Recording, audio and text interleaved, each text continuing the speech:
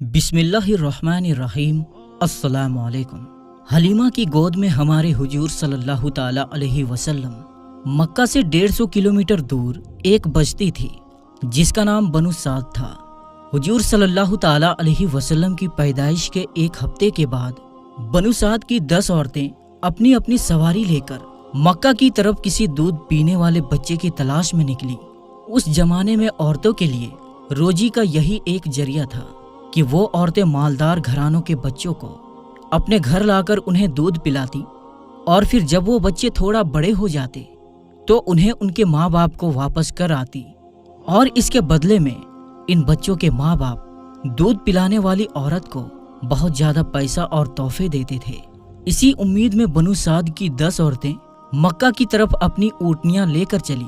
انہی عورتوں میں حضرت حلیمہ سعدیہ بھی تھی۔ حضرت حلیمہ سعدیہ کے گھر بہت زیادہ غریبی تھی۔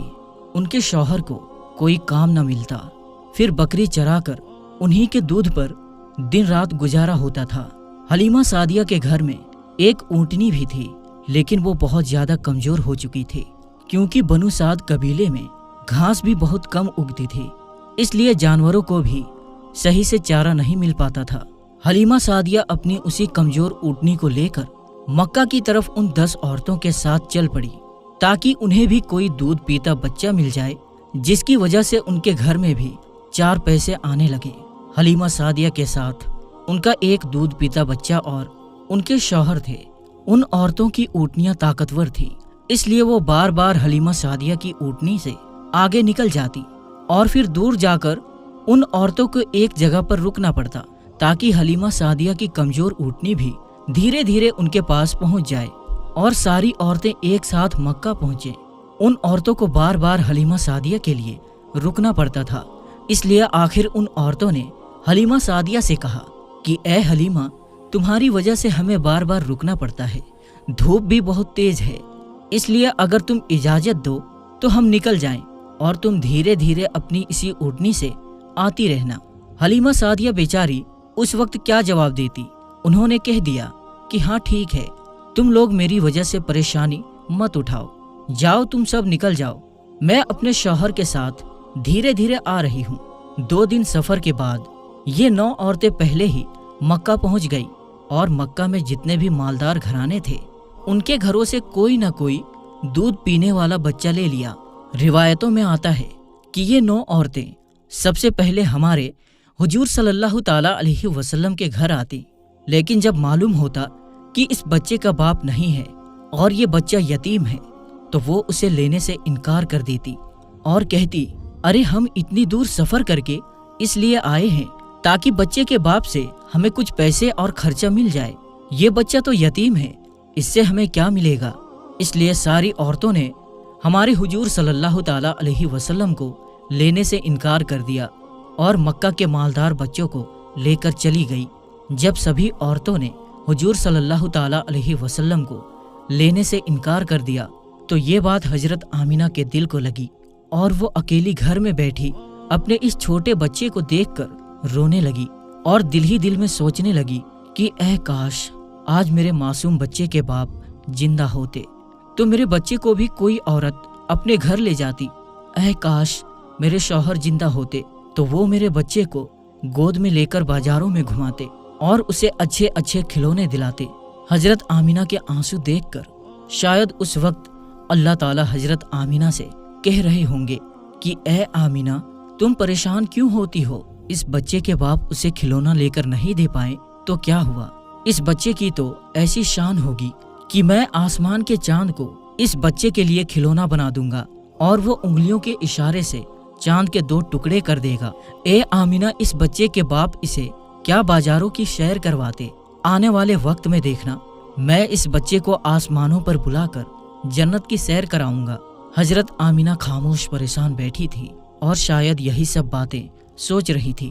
حضرت عبد المطلب کو بھی جب اپنے پوتے کے بارے میں یہ خبر معلوم ہوئی کہ کسی عورت نے بھی میرے پوتے کو قبول نہیں کیا ہے، سب نے لینے سے انکار کر دیا ہے، تو ان کے بھی دل پر ایک چوٹ لگی، اور دل ہی دل سوچنے لگے کہ اے کاش میرا بیٹا عبداللہ زندہ ہوتا تو آج میرے پوتے کو یہ دن نہ دیکھنا پڑتا۔ شام کا وقت ہو چکا تھا حلیمہ سعدیہ اسی وقت مکہ پہنچی تو انہیں معلوم ہوا کہ اب مکہ میں کوئی مالدار گھرانے کا بچہ نہیں بچا ہے۔ ان سبھی عورتوں نے ہر ایسے بچے کو لے لیا ہے جس کا باپ مالدار ہو۔ حلیمہ سعدیہ تلاش کرتی ہوئی حضرت آمینہ کے گھر پہنچی اور دروازہ کھٹکھٹایا۔ پوچھنے پر بتایا کہ میں دودھ پلانے والی ہوں، دیہات سے آئی ہوں، بچہ چاہیے۔ حضرت آمینہ نے سوچا کہ یہ عورت بھی ابھی میرے بچے کو دیکھ کر منع کر دے گی کہ میں اس یتیم کو گود نہیں لیتی، لیکن پھر بھی اللہ نے ان کے دل میں بات ڈالی اور انہوں نے حلیمہ سعدیہ کو گھر کے اندر بلا لیا۔ حلیمہ سعدیہ کو بھی جب اس بات کی خبر ہوئی کہ بچہ یتیم ہے اور اس کا باپ نہیں ہے تو لینے سے انکار کر دیا اور واپس چلی گئی۔ انہیں کوئی بھی بچہ نہیں ملا اور وہ اپنے شوہر کے پاس ایک خیمے میں پہنچی۔ شوہر نے پوچھا کہ اے حلیمہ کیا ہوا، کوئی بچہ نہیں ملا؟ حضرت حلیمہ نے جواب دیا کہ نہیں، ہم دیر سے پہنچے اس لیے مکہ کے سارے بچے ان عورتوں نے لے لیے اور میری قسمت میں شاید کوئی بھی بچہ نہیں ہے، لیکن ہاں ایک گھر میں گئی تھی تو وہاں ایک یتیم بچہ تھا، اس کا باپ مر چکا ہے، تو اس سے ہمیں کیا ملے گا؟ جب باپ ہی نہیں تو پھر ہمیں پیسے اور تحفے کون دے گا؟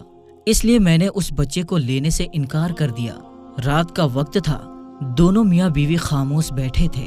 حضرت حلیمہ کی گود میں جو بچہ تھا وہ بہت زیادہ رو رہا تھا کیونکہ وہ 2 دن سے بھوکا تھا، اور حضرت حلیمہ کے سینے میں بالکل بھی دودھ نہیں بچا تھا کیونکہ حضرت حلیمہ نے بھی کئی دنوں سے کچھ نہیں کھایا تھا، اس لیے بھوک کی وجہ سے ان کے سینے میں بھی دودھ آنا بند ہو گیا تھا۔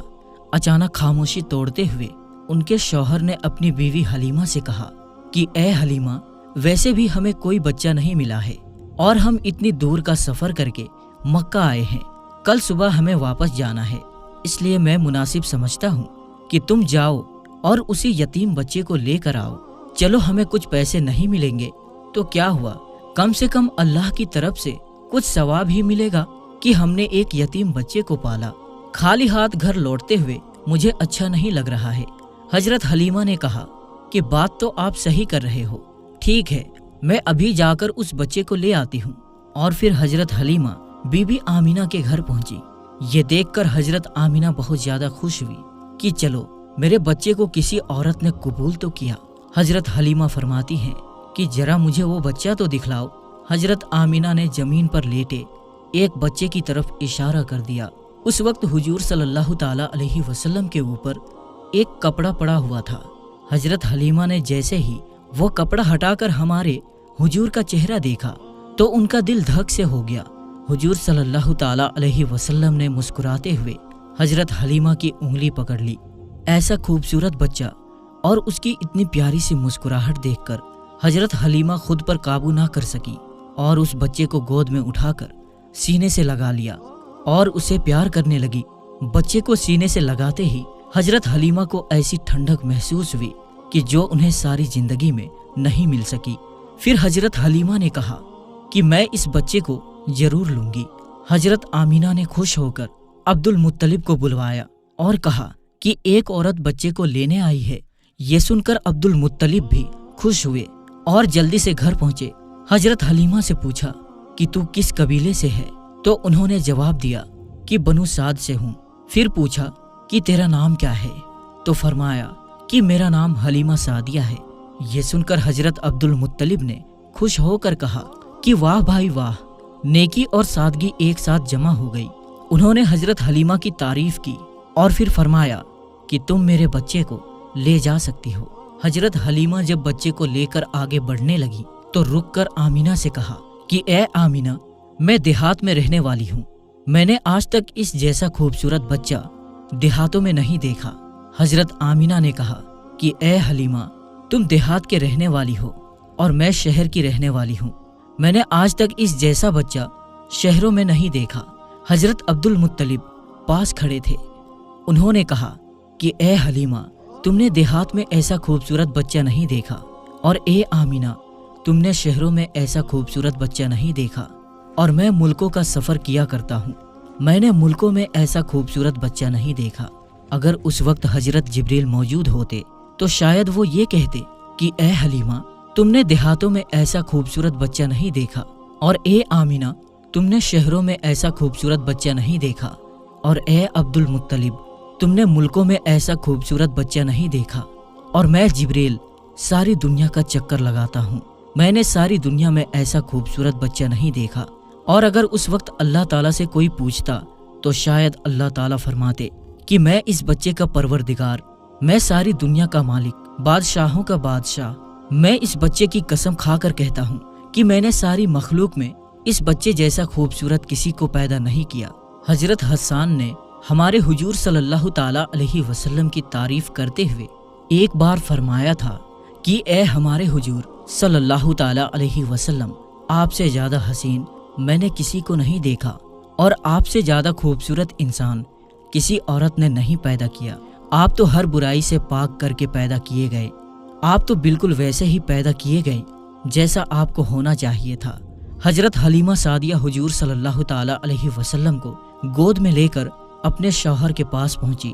رات بہت زیادہ ہو چکی تھی، بھوک بھی بہت زیادہ لگ رہی تھی، وہ چھوٹا بچہ بھوک سے رو رہا تھا۔ حضرت حلیمہ نے حضور کے بارے میں سوچا کہ اس چھوٹے بچے کو اپنے سینے سے دودھ پلا کر تو دیکھوں، شاید ایک دو قطرے دودھ اس بچے کو مل جائیں۔ حضرت حلیمہ نے جیسے ہی حضور صلی اللہ تعالیٰ علیہ وسلم کو اپنے سینے سے لگایا تو ان کے سینے میں دیکھتے ہی دیکھتے دودھ بھرتا گیا، اور حضور صلی اللہ تعالیٰ علیہ وسلم نے پیٹ بھر کر دودھ پیا، اور اس دوسرے بچے نے بھی پیٹ بھر کر دودھ پیا۔